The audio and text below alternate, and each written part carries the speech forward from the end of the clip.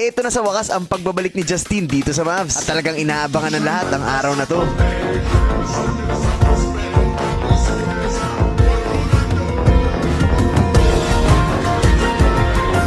Samahan niyo ako dahil pupuntahan na natin siya.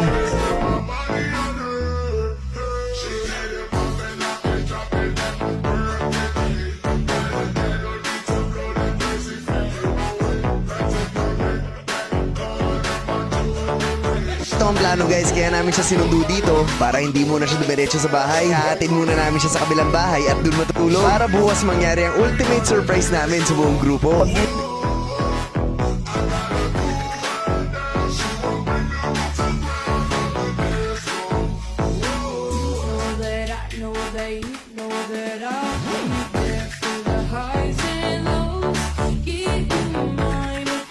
I-welcome back muna natin itong si Justin dito sa Mavs.